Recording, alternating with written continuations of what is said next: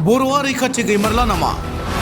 फिन बड'लेण्ड सोमावसारनो थियारि बारग' भलन्टियार फर्सनि दैदेनगिरिफोरा जय बर' हारिनि जय बर' हारिनि जय बर' हारिनि दानि बर' माहारिनि गुलाय गुजाय राजखान्थिनि माने गावजों गाव एना एनि आरो बर'नि सायाव आसाम सोरखार दिल्ली सोरखारा जिबायदि नोजोर होदों बेफोरखौ होबथानो आरो आलादा बर' रायजो बिनाय बे दाबि बेखौ दैखांफिननो थाखाय जों दिनै एक्स भलन्टियार फर्सआ गोख्रोङैनो ओंखारफिनदों आरो जों खुनु राजनितिक हान्जानि रावनिबो प्लेटफर्माव जोंखौ नुनाय नङा आरो जों थांफाया। बर'फोरनि सायाव इनाय मावनायखौ सहायनो हायाखै बारग' भलन्टियार फर्सनि दैदेनगिरिफोरा। दिनै तामुलपुर जिल्ला बारग' भलन्टियार फर्स आफादा 77थि भारत उदांस्रि सानखौ तामुलपुर महकुमानि गणेशगुरियाव फालियो। मिरु बारग' भलन्टियार्स फर्स आफादनि लोगो आफादगिरि बन्दु ब्रह्मआ माहारियारि फिरफिलाखौ बिरहोयो।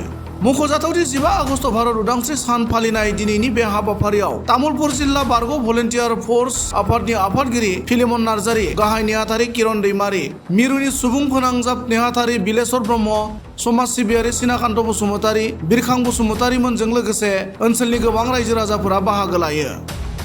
गुबुन फारसेथिं 77थि भारत उदांस्रि सान फालिनाय हाबाफारिनि गेजेरजों बारग' भलन्टियार फर्स आफादनि दैदेनगिरिफोरा ओरैबायदि बुङो।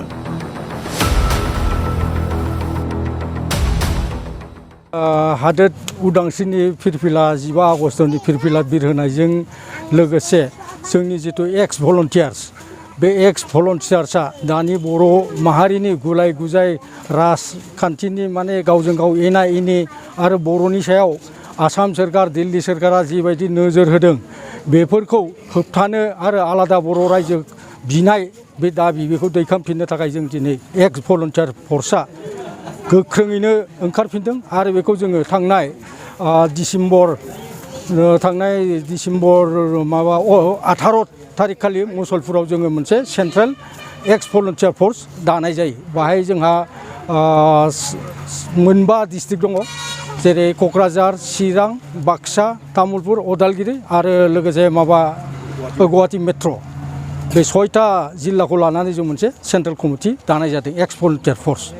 जोंहा आफादगिरिया जाहैबाय माने दलिन ब्रह्म आरो नेहाथारिया जाहैबाय सिन्टु बसुमतारि। राजनैतिक हान्जाजों लोब्बा गैया खिन्थु जोङो रायजो राजाखौ बेखौनो बुंदों फैगौ बिसायख'थिफोराव नोंथांमोना गावबागावनि बिबेक भट हो, जों बिथोनबो होनो फैया आरो जों खुनु राजनैतिक हान्जानि रावनिबो प्लेटफर्माव जोंखौ नुनाय नङा आरो जों थांफाया। बर' हारिनि थाखाय ओंखारफिननाय दा जोङो बेनो जे बर'नि हायाव थानाय बर'खौनो उच्छेद खालामनाय, होखारनाय, बुलडजार लानानै बर'नि माखासे आन्दलन खालामनानै हाजार हाजार रोजा रोजा मानसि जिउ गोमानाय बे बिटिसि जिल्लाबो मोनबोदोंमोन। बे बिटिसिनि 40टा पावार बिनि गेजेराव दिनै 19टा पावारखौ आसाम सोरखारा सेनानै लांबाय। जोंनि राजनैतिक हान्जाफ्रा लोगोआव दंफायोबाबो बिथांमोनाबो जेबो बुंनो हायै जानानै दङ। बिनि थाखायनो जों रायजो राजाखौ लानानै गोख्रोङैनो आन्दलन खालामफिननायनि मोनसे जोंहा मिजिं दं आरो जों बेखौ साखाफारा खागासिनोबो दङ। जों सावरायथ'वाखै। जों नैबे दाख्लै थांनाय 19, 20, 21 बे डिलिमिटेसननि माबायावबो जों मेम'रेन्डाम हैदों आरो जों दिल्लीयावबो खननै हरखांदोंमोन। नाथाय जों जिथु इलेक्सन कमिसनजों दिल्लीनि इलेक्सन कमिसना जेरैबायदि रेसपेक्ट होदोंमोन, जेरैबायदि बुंदोंमोन 19 थारिख खालि, खिन्थु बिथांमोना दिनै उल्था मोनसेबो माने रायजो राजानि माने अभाब अभियोग बा माबाखौ पिटिसनखौ खोनासङालासिनो दिनै सिदा सिदि थोंजोङै सरकारनि माबाजोंसो थांदों, नुहुरदों जोङो रोखा रोखा।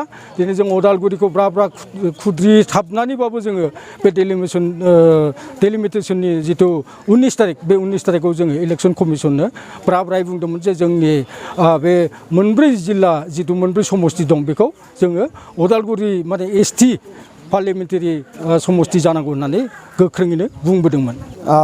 दिनै भारतनि उदांस्रिनि सानखौ लोब्बा लाखिनानै माने भलन्टियार्स फर्सआ जि मोनसे गोथार सान फालिनायनि जिथु लाहार फाहार खालामबाय बेवहाय आंखौबो इनभाइटेसन खालामदोंमोन आरो आङो बिनि लोगोजों आं माने रिकुवेस्ट खालामनो आं लुगैदों आरो बे दिनैनि दिनाव जों माबा मोनसे उद्देश्यखौ लानानै बै समाव भलन्टियार फर्सआ बे ओनसोल साहा ओनसोलखौ लानानै सिमां नुदोंमोन।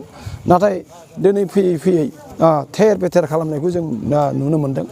बावैसो डिलिमिटेसननि बाथ्राखौ जों निस्सय मिन्थिगौ जे उदालगुरि समस्तिखौ माने दरं उदालगुरि खालामनानै माने जोंजों मोनबा समस्ति सोफादेरनानै माने दलगाव खारु माबा सिपाझार मंगलदै कमलपुर रङिया बायदि जायगाजों दिनै तामुलपुरखौ सोफानानै बा माजबाद उदालगुरि टंला आरो बेनिफ्राय गरेस्वर बेबायदि समस्तिखौ सोफानानै 11टा बयनिख्रुइबो आसामनि भितराव देरसिन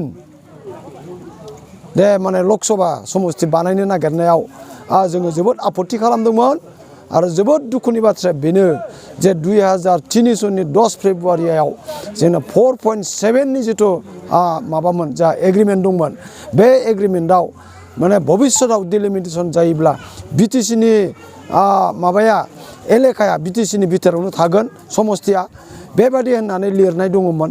नाथाय दिनै अन्याय भाबै जोंखौ गुबुन जेनेरेल एलेकाजों माने माब्लाबाबो पलिटिकेल राइट्सखौ जाहाथे इमप्लिमेन्टेसन खालामनो हाया बे सा ओनसोलनि मानसिफ्रा बेबादि खैसारि बानायनानै दिनैहाय बिसोरो डिलिमिटेसनखौ बानायबाय। जों जोबोद दुखु जादों। आं बिनि सासे मेम्बार आरो बे दुखुखौ लानानै दिनै साफ्रोमबो जोंनि बे ओनसोलनि हारि हारिसा बर' गुबुन हारिफ्राबो दुखु खालामदों आरो भबिष्यतआवबो जोङो जोंनि मोन्थोरखौ आरो मोनफिननो जुदि नागिरनांगौब्ला जोङो संग्राम खालामनायनि बाहेरा खुनु जा बिकल्प लामा गैया।